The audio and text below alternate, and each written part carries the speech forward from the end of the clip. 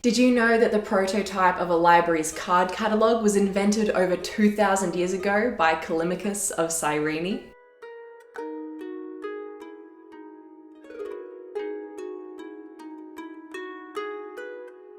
Hello and welcome to World History Encyclopedia. My name is Kelly and today's video is all about the great scholar and poet Callimachus of Cyrene, who revolutionized library science and literature. World History Encyclopedia is a non-profit organisation and you can find us on Patreon, a brilliant site where you can support our work and receive exclusive benefits in return. Your support helps us create videos twice a week. So make sure to check it out via the pop-up in the top corner of the screen or via the Patreon link down below. Callimachus of Cyrene, who lived between circa 310 and 240 BCE, was a poet and scholar best known today for his line, "A big book is a big bore," and his short poem Heraclitus, Epigram of Callimachus, but is said to have written over 800 works, and by his insistence on brevity and emotional intensity in a work, single-handedly changed Greek literature and, by extension, Roman literature. Callimachus, in fact, could be said to have set the course for the way in which Western literature was written from his time to the present.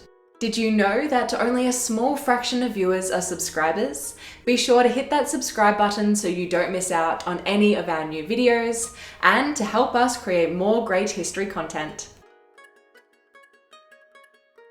Almost nothing is known of Callimachus's early life, and most biographical information comes from the 10th century CE work, the Suda.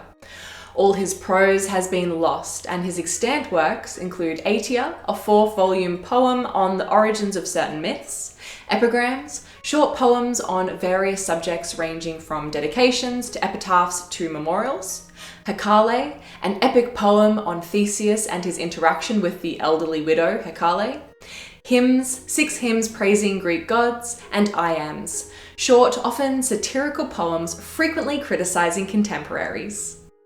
Callimachus was born in Cyrene in North Africa and refers to himself in his work as a son of Battus, which has often been interpreted to mean he was of the royal house of the Batiid dynasty, the founding dynasty of Cyrene. But it is more likely he was using this phrase figuratively to mean he was from Cyrene. His family was upper class, however, so it is possible he was related to the royal house. He was educated in Cyrene and was a working writer in Alexandria, Egypt, under Ptolemy II Philadelphus, who reigned between 282 and 246 BCE, and held the title of Youth of the Court and Court Poet. He is thought to have arrived in Alexandria toward the end of the reign of Ptolemy I and was still writing for the court during the reign of Ptolemy III Euergetes, who ruled between 246 and 222 BCE. Although he is often cited as the head librarian at the Library of Alexandria, he never held that position. He was, however, a scholar at the library and created his famous Pinakes, tablets, a bibliographic inventory of all extant Greek literature from the vast collection of books at the library, said to have numbered 500,000. Scholar Lionel Casson comments, "As a scholar, Callimachus's greatest achievement was a monumental compilation, the Pinakes, tables, or, to give its full title, tables of persons eminent in every branch of learning together with a list of their writings." It was a detailed bibliographic survey of all Greek writings. It filled no less than 120 books, 5 times as many as Homer's Iliad. What made such a project possible was the existence of the Library of Alexandria, on whose shelves all these writings, with rare exceptions, were to be found. The Pinakes seem to have been on tables attached above shelves or bins of scrolls, indicating which manuscripts could be found in them, who the author was, and what the work was about. Although Xenodotus, the first head librarian at Alexandria, created the alphabetical system for locating a work in the collection, Callimachus developed and enlarged upon it. The Pinakes were lost at some point, but were so impressive they were cited by later writers, and eventually inspired the card catalogue system used by libraries around the world today. Callimachus was well known by students in the United Kingdom and United States up through the mid-20th century for the short poem known as Heraclitus' Epigram of Callimachus, included as part of the curriculum and expected to be memorized. It was written for his friend, the poet Heraclitus of Halicarnassus, famous for his Nightingales, a book of verse.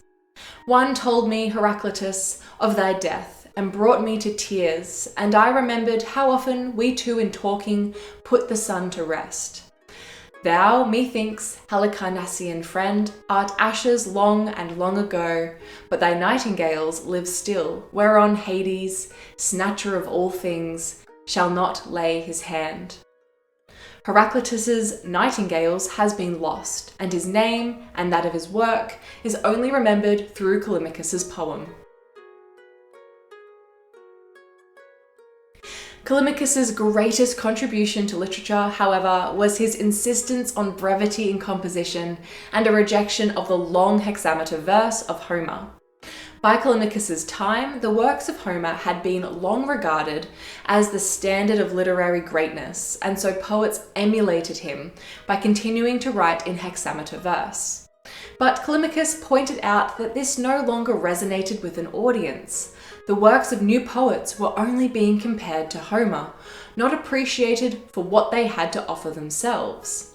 He claimed a poet or writer should keep the muse slender and produce shorter works of simpler language and meter that would have greater emotional impact on an audience.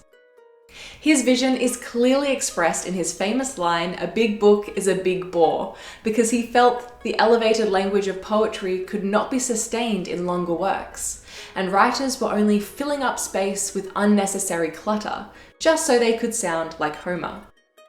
Shorter works with sharper focus, he felt, had greater emotional impact on an audience.